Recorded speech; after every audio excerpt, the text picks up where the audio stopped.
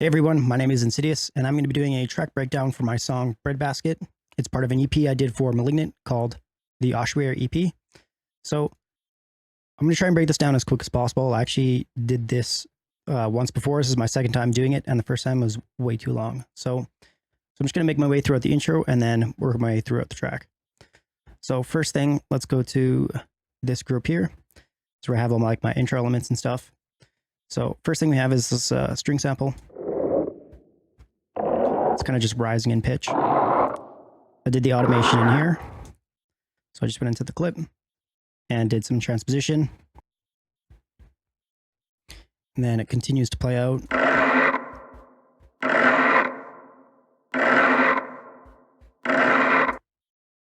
Then I have this sample here. So this is just a few impacts and stuff. I ended up doing some sample manipulation in the start of the song just to get this kind of texture thing. So you can see I have it on textures mode. I did some like grain texture warping, and I stretched the pitch too. Then I have a sweep on the intro. That comes in just right here with this cashmere sweep. And then if we go into this section here, I have the main low end bass. So if I were to show you real quick what this sample actually is, this is one of Tynan's vocal loops. So if you're familiar with Tynan, you'll recognize that immediately. It's a pretty iconic vocal that he had in one of his songs. So I just took a little portion of it here, put it into a sampler, and then I just brought the pitch down and got something with this. So filled out the low end really nice. I have two impacts here. Just typical impacts, no processing or anything, just cutting out the low end because I didn't want it to clash with this guy here. And then I have the two melodies.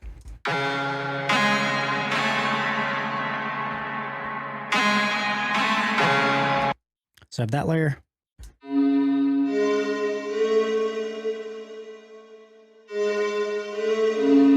And then that layer as well. So it's just the two layers. And if I unfreeze this really quick, I used Simplant. So I'm not going to go into depth on how to use this or what it is exactly, but it's a really cool synth. You should take a look at it. So I used Simplant and I did some post-processing here. Essentially, I just did some dispersers, some saturation, a little bit of OTT, and then I had an EQ here down at the end, just kind of cutting it out and removing some unwanted frequencies. So the processing is basically identical to the other run. I just kind of inversed this portion here because I wanted it to fit better with the other one. So you can see I dipped that one and then increased this one just to allow it to come through better. So that's the intro melody, and it just increases in pitch for this next section.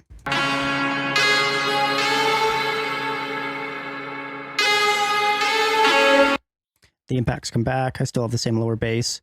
Everything stays the same. I just add this little section here. So I just found a sample, and what I did is I took it and I pitched it way down. I added a shaper box just to give it that pattern. And then I did some reverb and EQ. So again, if I were to look up like this sample here, just so I can give you guys context on what you can do with samples, this is what the original sample sounds like. And then I also used it here, did some resampling, just to fill up some space.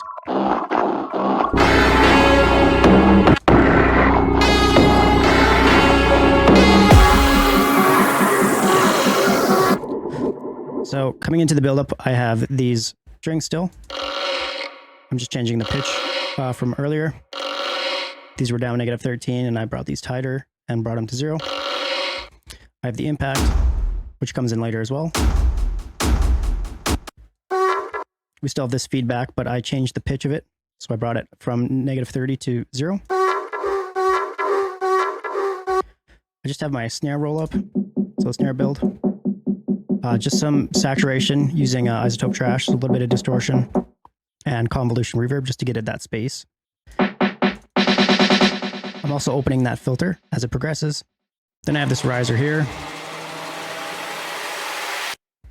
I also have this really interesting sample here. This is called the Cola Super Deep Borehole. So it's actually a clip that I got off YouTube. It's the super deep hole in Russia, and basically sounds like hell. This is like audio that they've recorded. I don't know if it's actually real or not. There's been things that have said it's real, but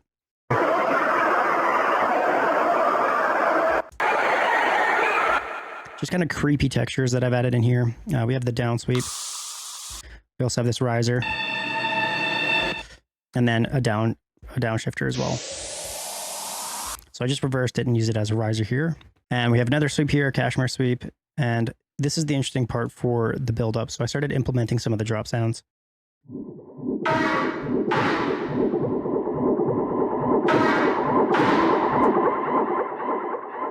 So the first two that we have here, I'll just unfreeze these really quick. We have this guy, and that just repeats itself throughout. And then we have this one here. So this is actually the same sample. This is that feedback sample, which is this one. So it's still the same sample. So I'm getting a lot of use out of this sample here. And what I did for the processing is I just have this rack here. I've called it the Chunk Master Flex. And I have a bunch of different things in here. A lot of it's actually not being used. So these first three items are not being used. The amp is actually not being used because I have the automation down all the way. So it's just some saturation, disperser, a little bit of glue compression, some OTT, disperser, of course. And then I have this group, which is just controlling the mids. So all it's doing is just dipping out some of the mids. And I just have a knob to control that. Then I have wider on it just to increase the width. These two aren't being used. And these OTTs, I just have two OTTs that are mapped to a macro. So they're being used on here. And then isotope or ozone just to bring down the mono for the low end. And then G-clip and reverb. And then again, I'm just cutting out some of that low end. So the same processing for the other bass as well. And then we have these guys. And this one. So the processing is essentially the same for these guys. So I'm only going to go over one of the processing. The only thing is this guy down here, we just have a delay on it. So I'll just unfreeze both of these so I can show you the serums really quick. Here's just a simple patch. Nothing too crazy. You can check out some of these things that I've added here, but very simple patch. And then what's giving it that cool texture is I have this big reverb rack. So it's pretty much just a lot of reverb and delay. And that's kind of giving it that like bouncing kind of spacious feel.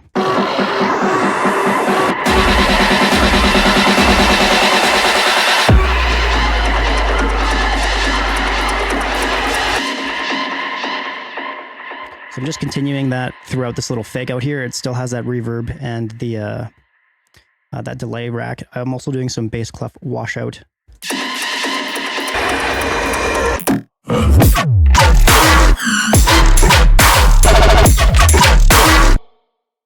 Great, so let's take a look at the drums really quick. Pretty simple drums. There's nothing too crazy that I've done with the drums here. I just have a good drum selection, so it's just a kick and a snare. And I've just kind of increased the volume using G-clip and a little bit of transient shaping. I also have this layer here as well, a neutral layer.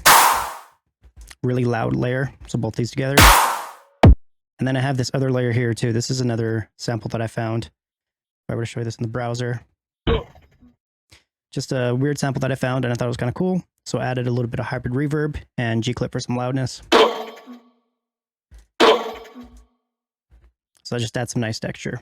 Then down here, I just have my percussion and stuff. So pretty standard stuff. If you go down to the basses, which is the most important part of the song, we have the sub bass.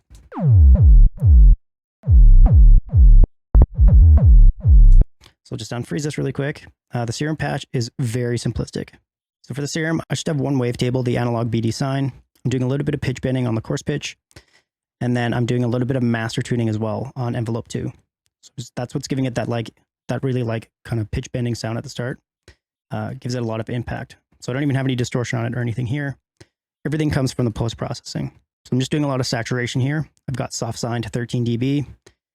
And then I have some EQ work, cutting out the mids, boosting the lows again there, and making sure it's mono. For the drop synths, I have this guy.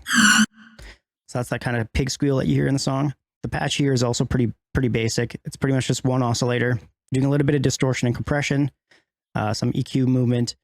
And if you notice, a lot of these are off actually. So I'm not even doing distortion. I'm not even doing the delay or the comb filter. So it's just a little bit EQ movement and some compression, but the sound comes from this filter. So to do that, you just get a lot of resonance and then find the right spot. with the proper oscillator and wavetable, and then you get this kind of unique sound. For the processing, this is pretty much one of the racks that I've used throughout this track, so I'm only going to go over it once here again as well. It's just 2 dispersers, some FabFilter Saturn, a little bit of OTT, some saturation, some more OTT, and then I just have a little bit of reverb, just to kind of give it a little bit of space, and then a convolution reverb as well, just with a dry white of 27. Then we have this one as well. So this kind of comes out in and out throughout the song. So I'm just changing the LFO rate on there to get that different texture and different sound. This patch is basically the same as the other one. I'm still using that same wavetable, but I'm adding another one with higher octave and then a different filter. This sound is just like a perky sound. There's a lot of processing on here, but realistically, this is just like a really simple sound inside of Serum. And even if you wanted to, you could just find a sample that replicates this. But it's just a nice little perky sound with some dispersers and some saturation. The main sound comes from here. I have a Ushu sample one-shot. So I got this from a Discord server that I was in. We were just sharing samples and trying to get different ideas generated. And I ended up using this sample for the song. So I'll show you what it sounds like originally.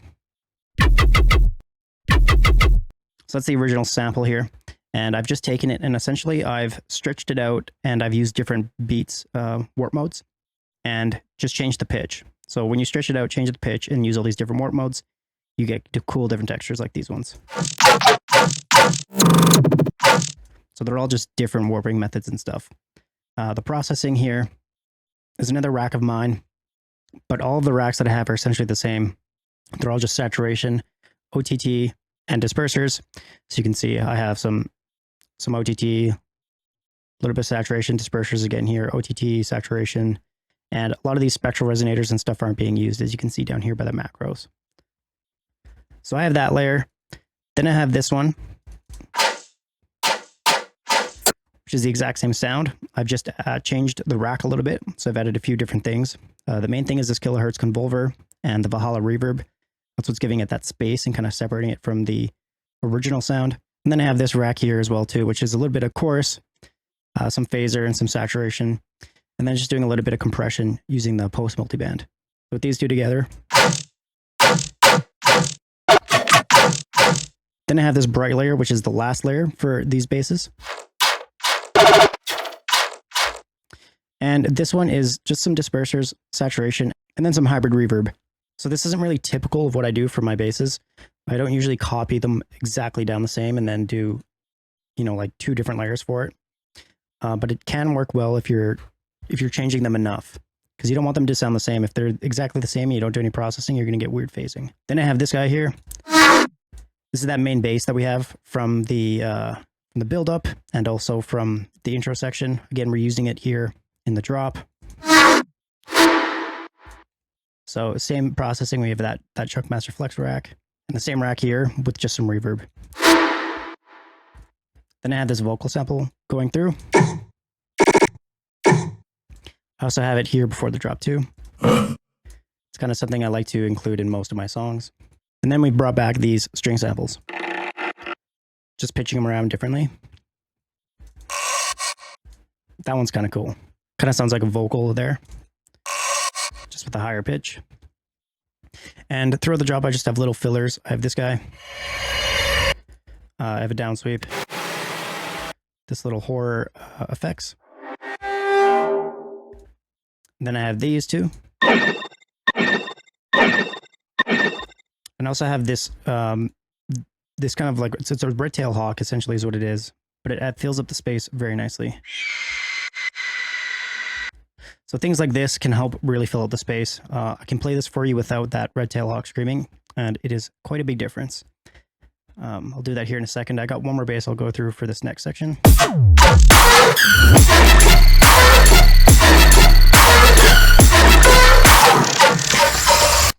So again, these are all just changing the samples, the point in the sample, the pitch, and just kind of messing with all of the different texture modes and warp modes. So I have this one. Just a very basic patch inside of Serum. What's doing that kind of pitching effect is the tape stop. So here's the Serum patch. It's just an FM from B using 2 different analog BD signs. One of them has quantize on it, and a little bit of downsampling and compression. So that's the sound there. So if I go back to this red-tailed hawk screaming, and if I play it without, listen to the difference that it has.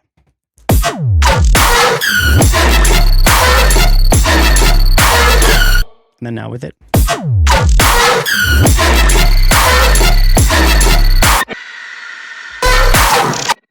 Makes such a big difference, just that little subtle texture in the background there. So that's pretty much it for the first drop. Go down into this breakdown section. Everything essentially stays the same. All the melodies are realistically the same. I've just added a little bit of something else here. Just an analog lab, just to kind of change up this section here a little bit. And then we're back into the buildup. I've added this little serum bass.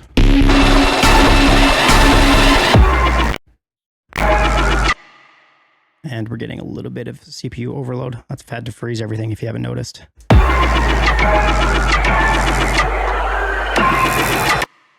So for this one, I took the same sample, the Ushu sample, and I've just stretched it out. That's all I've done. So if I unfreeze this really quick, you can see I'll take a look at the sample here, and I've just stretched it to 580 with the transients warp mode. So if you listen to it, so it follows that and it goes into the drop too. But this is crucial because if you change this to Complex Pro, listen to the difference. Just that, eh? It's very different. So if we bring it back to beats. So again, messing with these warp modes can change the sound entirely. So this is the original sound again if you play it back. So we've got quite the different sound here that we're working with. And for this rack I have, it's just OTTs. Just some EQ work with a bunch of OTTs, dispersion and saturation. So without this rack, just really bringing that like fuzzy texture to it. Then I have a layer for this one. Again, this is on that same channel here, so I have that same processing. And I just copied the bass from above and made sure it wasn't phasing with each other. I also have this serum bass. Kind of brought it back in this section here, doing that same pitch bending with the kilohertz tape stop. We have these synths again, all on the same racks, but we've done a different melody this time.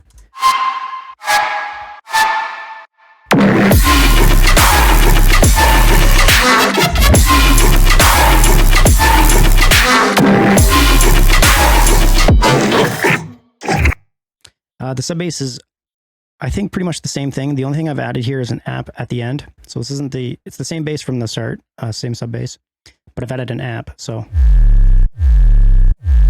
and I've added this erosion too. We have the vocals here again, just like we did from the first drop. We have the red tail hawk again. All the same like filler basses and stuff. And then we go into the second section and we have this going on. So it's that same bass from here. We just have it in a different pattern. And then all these little basses, these are all again from the very first drop that we had, but they're just kind of arranged in a different manner. So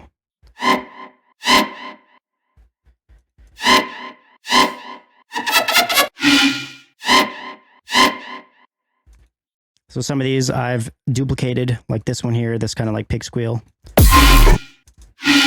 And I'm just going into Serum and I'm changing where that flange filter sits. That's all I'm doing. Everything else stays the same. We also have the Ushu sample again here. Again, this is just sample warping. So I'm just using the textures warp mode, changing the part of the sample that I used. It's a different part than this one.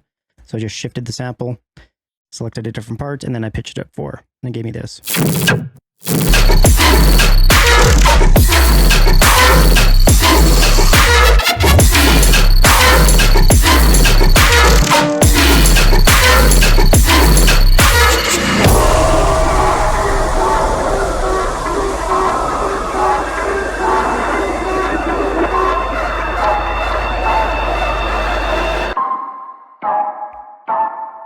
So I just have some effects here at the end. Impact. just some kind of stuff to fade out the track. One thing I wanted to point out real quick, because I do have it here. This was part of the track that I was working on. I used the glitch. So if I go to the group, I used 2 glitch 2s, and I've automated the glitches to come on throughout the drop at certain points. So if we just go to the automation for the glitches, so this one turns on here at the start. So you can hear it right here. So there's that one. And then the other one turned on right about here. But the thing is, it wasn't quite working right. So I actually had to go back to an old project, and this is what it was.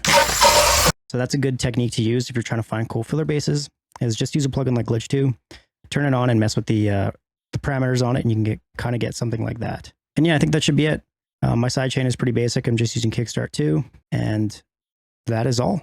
Hopefully that covered everything. It's quite the extensive project. As you can see, there's a lot of layers and different sounds and automations and stuff like that throughout this project. So hopefully that was in-depth enough for you guys. So yeah, if you haven't heard the EP yet, you can go stream it anywhere on Spotify, SoundCloud, Apple Music, you name it. It's the Oshuairi EP. So yeah, hope you enjoy. Thank you. Peace.